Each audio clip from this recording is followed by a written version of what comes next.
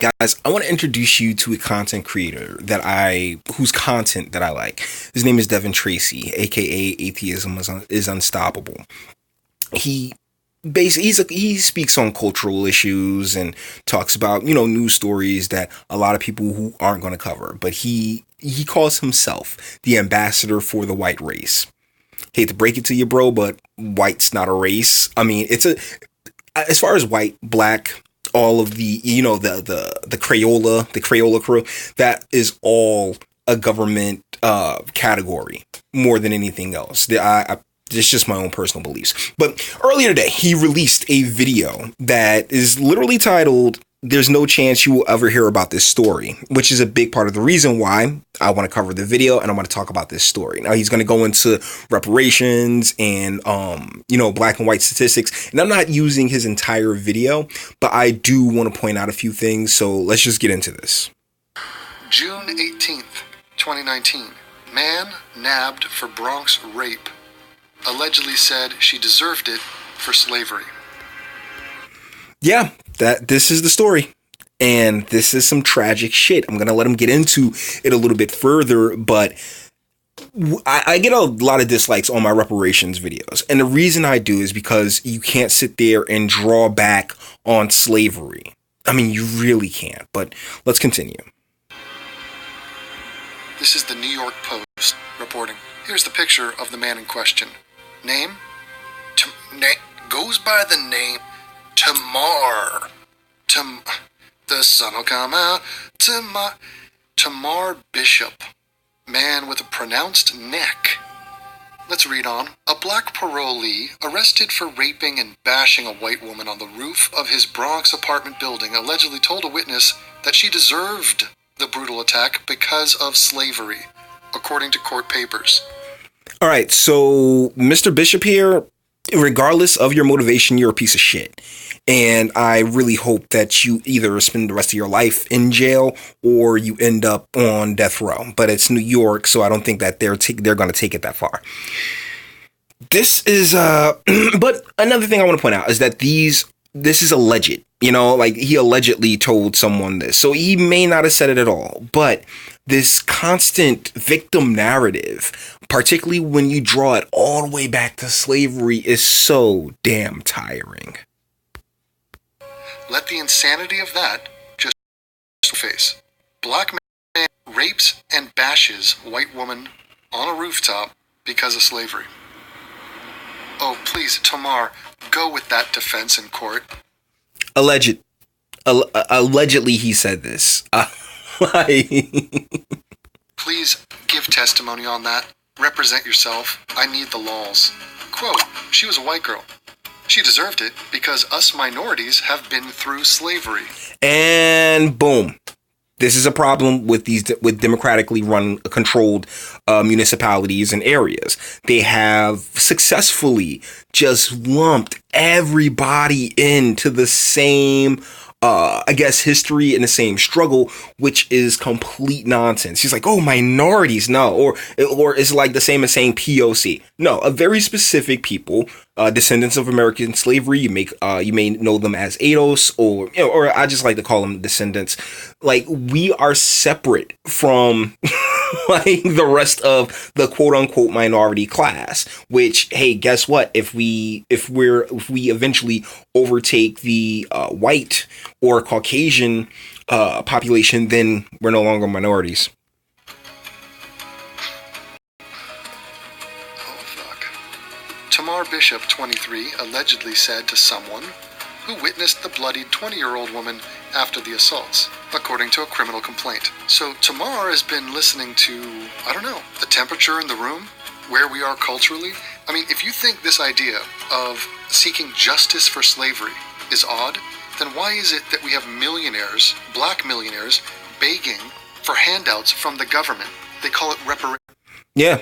Once again, this goes into my reparations argument. It's a big part of the reason why I wanted to do this video is because it makes It makes no sense to sit there and draw upon, like, basically ancient history. It really doesn't. Cory Booker, you're full of shit, first and foremost. If you wanted to do reparations and everything else like that, you should have said something while you were mayor of Newark. Fuck off. Ta-Nehisi Coates, you're paid to write, and I can't help but feel like you're paid specifically to write these types of things. And Danny Glover, sir, go do another Predator. Because I do respect Danny Glover to an extent. I respect Danny Glover far more than Ta-Nehisi Coates or Cory Booker. But you too, sir, are someone who has benefited and has done well. So to have you up there really was nonsensical. But the entire reparations hearing was nothing more than the plan from the Democratic Party to keep their black base and their Negroes on the plantation. That's all it was. It was nothing but lip service. The hearing. They have absolutely no intent of even doing the study, let alone actually, like, here's the thing I find so funny. This hearing was in order to do a study. Like, not to hand anybody any cash, it's just to do the study. But the word reparations has such a connotation to it that, boom, it became a really, really big deal. And honestly, as far as reparations for slavery, I believe that that's done. We should be way past that. For what? For slavery. Oh, they do like to pile on a lot of other things, so it's not just slavery. They'll bitch about Jim Crow, redlining, just anything. Like, we need reparations. Yeah, so this is another part. This is another part of the reason why I really wanted to do this video, because when you sit there and you congeal all of the things that have taken place since the end of slavery, and then you try to slap slavery on top of it, yeah, you sound ridiculous. You really do. I do genuinely believe that redlining, I do genuinely believe that Jim Crow and the drug war, because that's my big one that everyone likes to overlook, because, oh my goodness, I can't sit here and be like I'm okay with drugs. Screw that noise. The drug war in and of itself was designed by Nixon to screw over Black America. We know this. This happened in the 60s. This is something that we can really draw from. The problem is that it doesn't simply encapsulate Black America, right? I mean, if you were to do reparations for the drug war, which is not something that I'm advocating for here. I just want to end the drug war. But if you were to do reparations for the drug war, guess what? No, that pretty much lends itself to everyone. And we're really at this point. You guys, I don't want to say you guys, because I've enjoyed integration as well. I wasn't around for that part of the debate, the like back in the 50s and 60s, the segregationist versus, the integrationist debate. I wasn't around for that. This is the world that I was born in. The world that I was born in, I had Jewish neighbors, Italian neighbors, since I was a kid. And then after the white flight took place in my hometown, all the immigrants and Haitians and Jamaicans and Trinidadians came through, and guess what? I love them too. So it is what it is. Like, this country, like, we've kind of like I don't want to say we're past a lot of things, because I believe in racism. I believe that there is a level of systemic issues that need to be knocked out, but that systemic change needs to happen at a policy and legislative level before you sit here talking about giving people free money. Why? Because Rosa Parks couldn't sit in the front of the bus? So it's really just everything? You want reparations for any gripe you've had over the past 150 years? Well, you don't think any other race could come up with gripes? And this is the point. But Mr. Tracy, that's why they always tie it back around to slavery, because that was an atrocity. And that's where, it becomes more of an exclusive thing for descendants, not even Black people, because when you talk Black or you talk white, you are encapsulating tons, and I mean tons, of different ethnicities within that. Right? Like, one of the movies that blew my mind as a kid, and I want to do a video on it too, was this movie called School Ties with Brendan Fraser and Matt Damon, where Matt Damon was just being a dick to Brendan Fraser the entire movie. And I was a kid. I think it came out like 92, 93. I was 11, 12 years old. And I'm looking at it like, why is he mad at him? I just don't get it. Oh, yeah. And then I learned about Judaism. It ceases to be cute. It ceases to be just a freak show from pathetic people seeking to profit off their victim narrative. When you include money, specifically my money, your money, our money, that's when it interferes with our lives. I was going to do a video on Laura Ingraham because she said how, oh, you lost, we won, in reference to reparations. And this is where I actually do respect Mr. Tracy, because yeah, our money, he puts us all together. It's no we versus you when it comes to America and Americans. It is us, and it is us working these things out amongst ourselves, keeping it in the family, you know? So I was going to do that video, but I was just like, she's not even really worth it. And with him talking about the taxes and encapsulating that our money type deal, then yeah, I prefer that. I prefer us looking at each other as under the flag of Americans, even though he doesn't live in the country at this moment.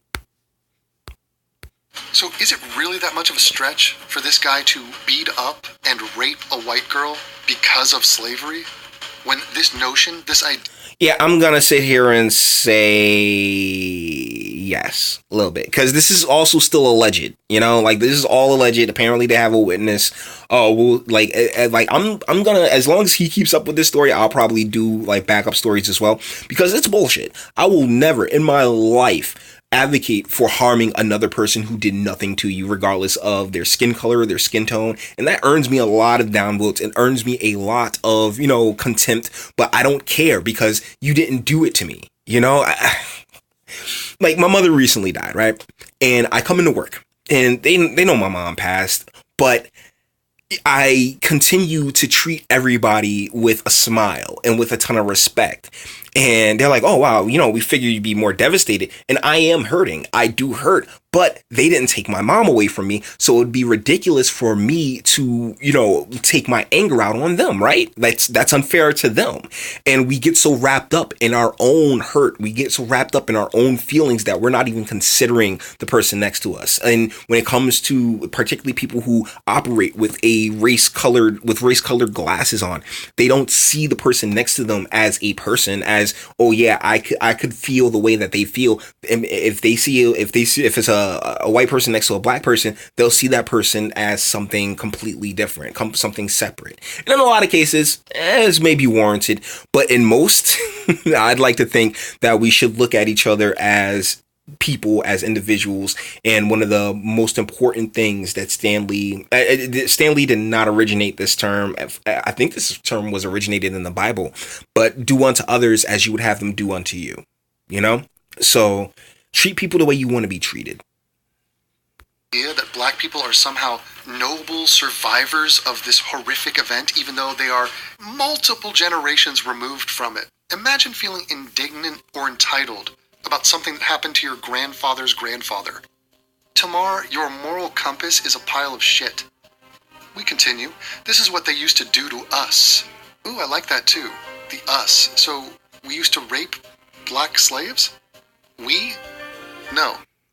You are the ambassador of the white race, sir, and kinda. I don't think a slave particularly has the room to say no. So, one of the arguments that I get a lot, and this is interesting because one of the times I was in his chat room and he's like bigging up and trying to get this transgender person money.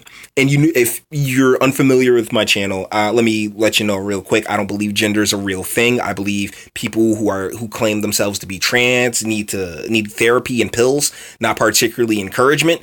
And so I make this opinion known, and I got timed out in his chat room. So Mr. Tracy himself has questionable standards and no one's perfect. I'm not really feeling him on the whole gender thing, but when it comes to this, one of the arguments that I've made several times is that, how many young black kids, slaves got buggered by the slave masters, saying? I got homosexually buggered by their slave masters. And so when the LGBT sit there and talk about, oh man, we're so oppressed like you were, it's like, take it easy there, champ. No, that didn't happen. So now you're raping in revenge of all the rapes of the black female slaves. Oh, okay. Wow, you're like a crusader, kind of like a superhero. Giraffe boy. They used to beat Gotta love sarcasm, don't you? us and whip us. Oh, they did. Okay, so this 20-year-old girl didn't do a goddamn thing. Was born in what? 2019. I don't know. But she 99. was long ago. And you're going to blame her for what other human beings have nothing to do? He has all these math things going off behind him, and he can't deduct 2019 from 20. She was born in 99. Wait, no. Yeah, 99, yeah. With her from hundreds of years ago did. I mean, just imagine that I have to explain that. That this guy, this 23-year-old violent asshole, just tried to justify his heinous actions by that train of thought. Temar Bishop, 23, was arrested by authorities on Friday in Virginia on a slew of charges connected to the early morning June 1st assault, which officials have deemed a hate crime according to authorities. Oh yeah, hate crime. I know about that. Kind of a sketchy term, kind of like hate speech. Here's the United States Department of Justice website, and it's talking about the known... Yeah, so here's the deal. And when it comes to statistics, yeah, I gotta own each and every one of them. Per capita, the black, quote unquote, not a race, not a race or an ethnicity, just a government statistic. It's just a government category, because I would love to separate, that ethnically, but on per capita, blacks do commit more crimes, we commit more rapes, and we do harm people at a higher rate. I mean, just without question. I personally would just prefer more compartmentalization in these statistics, like how many of them were actual descendants of slavery, how many of them came here from somewhere else. They don't break it down like that. Everybody kind of got to eat everybody else's BS. So he's about to get into that for a bit. And honestly, what I wanted to do was just like bring this story to light, because once again, I also covered the Mall of America kid chucker, where the guy threw the kid off of the balcony, where the black guy threw the white kid off the balcony. And these things continue to happen. They continue to come on up, and it's nonsense. It really is. I cannot defend these actions. There is in the sense that, oh, because my blackness, I've covered that term in so many different articles, including the one with the beauty pageant. My blackness, like, it's not a real thing, unfortunately. Like blackness, it's nothing more. Blackness, whiteness, all of it is nothing more than a statistical category for the government in order to make the bureaucracy easier for them and just be able to congeal all of us together. But now you have people running around like Mr. Bishop here. I don't know if I can't check his rings. I can't cut into his arm like a tree and check his rings. Like, who knows? Maybe he's like a first generation or a second generation, child of immigrants. Who knows? But he's been brought up in these communities, which just continuously reinforce the victim narrative. And I'm from such a community. I got out. I've been all over the country. I've enjoyed a fantastic life with white people, black people, brown people, everybody, which is a big part of the reason why I stand so strongly on the side of good people, not particularly black people, not particularly Christian people. I mean, this guy is atheism is unstoppable. I don't believe in atheism. I believe in God. But at the same time, just because of you believe one thing one way doesn't make you right about this other thing that's happening the other way, or wrong. Okay? So we're going to bring this one to an end because I just really wanted to highlight this case. He said you wouldn't hear about it, but I want to make sure that my audience, all 40 of you, do. And so with that being said, like all the internet stuff, like it if you liked it, sub if you enjoy my fantastic voice, share because sharing is caring, and speak. Let me know, what do you think? I mean, is this kangaroo coming across as just the most racist, vile piece of crap to you? Because I believe he's a part of the intellectual dark web. I'm not sure, but I do find his content very, very interesting. I can't speak for the man, but I can speak for his content, and I do enjoy it. He does cover stories that don't get a lot of mainstream attention, and if you get an opportunity, I suggest you go check him out. He's on that list of people who, the media would tell you, like, Black Pigeon Speaks or Sargon of Akkad or Tim Pool or Styx Hexenhammer. These people that, the media, they'll hear a couple of moments of one of their videos and be like, oh my goodness, they're just so terrible. And it's like, you go and you listen to them, like, no, they're actually coming from a place of reason. You just got to understand their logic a little bit more, and you have to be willing to understand their logic a little bit more. So with that being said, until the next one, guys.